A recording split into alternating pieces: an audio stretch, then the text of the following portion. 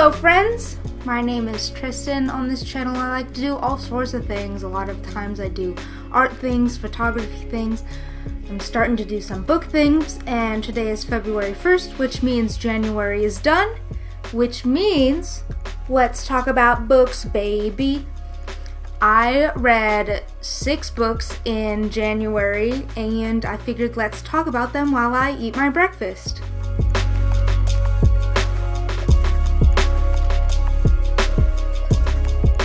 The first book I read in January was Stay Sexy and Don't Get Murdered by Karen Kilgariff and Georgia Hardstroke, which, if you're familiar with true crime podcasts, they are pretty top tier. My favorite murder, it's my favorite podcast, and they wrote a memoir-esque book. I gave it 4 stars. I really liked it. It had a lot of advice in it that I didn't think pertained to me specifically, because both of them went through addiction, but I don't think that's something that I've personally had to deal with, so it didn't really resonate with me. But other than that, it was great advice. It was fun to kind of hear them talking not just about true crime and comedy, but also their lives.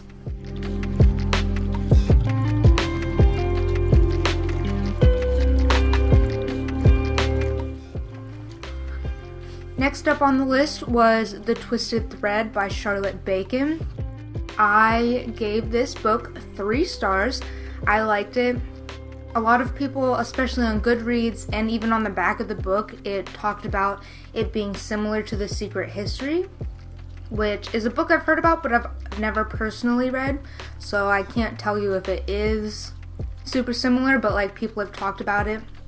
It is about a girl at a boarding school in New England, and she ends up dead / murdered. It follows the intern, a police officer, a maintenance man, and the art teacher. So it's kind of fun to see all these stories intertwined and how they all come together and how they kind of all solve parts of this murder together. This is some good coffee. The next book I read was the first 5 stars of the new year, The Child Finder by Renee Denfeld. So good. I couldn't put it down. I read it, I think, in 2 or 3 days. There's a second book called The Butterfly Girl, which I'm looking forward to reading. I actually got from my good friend Carol. 5 stars. It's about a woman named Naomi Caudle, who is the child finder. She's a private investigator who is specializing in finding lost children.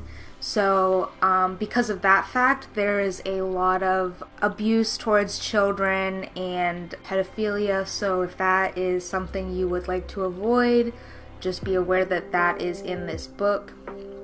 It's kind of a heavy hitter, but it was really good. 100% 5 stars.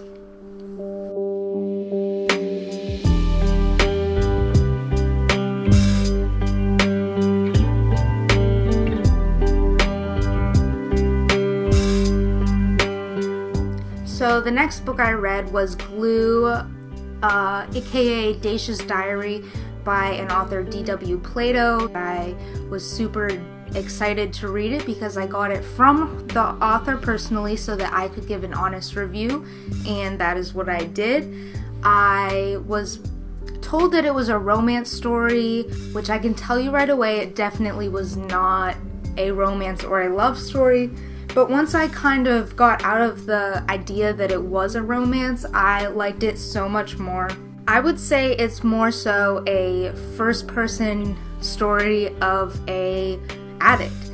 It's about this woman who, in her early life escapes a abusive relationship, and then she moves away and is being independent, but then she comes into doing drugs and it spirals out of control. There is a lot of like spicy sexual scenes, but I wouldn't say that they are like erotic. It's more so like this is happening because she's a drug addict, not because it's sexy, if that makes sense. It was really interesting to watch how it unfolded, but overall I really enjoyed it. I gave it 3 stars, might bump it up to 4 stars depending on some things. It's on Kindle Unlimited if that's something you have. I think D.W. Plato is coming out with a sequel at some point, so I'll be on the lookout for that one.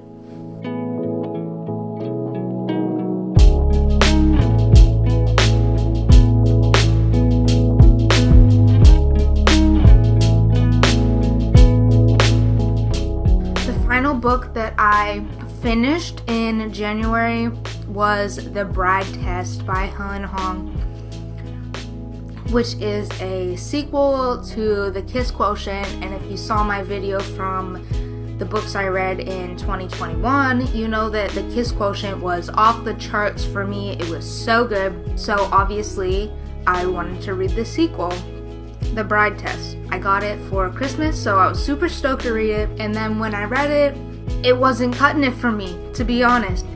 This book is about Esme, who is brought to America in order to kind of almost be a mail order bride, not exactly, but more like an arranged marriage for Kai, who is a man with autism. It follows the same kind of formula as The Kiss Quotient, where there's a person with autism is kind of put into a relationship to kind of find love in a special way. It's very, very slow burn, so if you like slow burn, I guess that's good, but because of The Kiss Quotient, I was expecting things to be like go, go, go right off the bat, and they were not. I also didn't really like the chemistry between the two main characters. So for that, I gave it 2 stars. Something to be aware of that I was not aware of right off the bat is The Kiss Quotient is about Stella and Michael. The Bride Test is about Kai and Esme, and The Heart Principle is about Quan and someone else. So none of the books are following the same characters, but they are within the same family.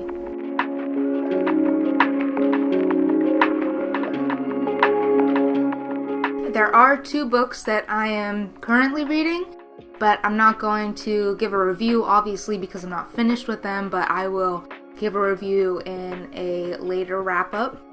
But I'm reading Human Tenderloin by Craig Walworth, which I saw on Twitter from a small indie publisher. It is a collection of short horror stories written very interestingly. And then the other book I'm currently in the middle of, I have the audiobook from Libby, Come As You Are by Emily Nagoski. It's all about sexual health and loving your body, etc. You'll have to come back for the next one to see what I think about those 2 books. I am kind of ahead of schedule. I wanted to read 45 books this year, and I have 6 finished, 2 partially finished, and I'd say I'm on a good track to meet my goal this year. I would love to know what your goals are, or if you've read any of these books and how you felt about them. And I hope you have a good day, a good rest of your week, and I'll see you in the next one. Later, skater. Bye-bye.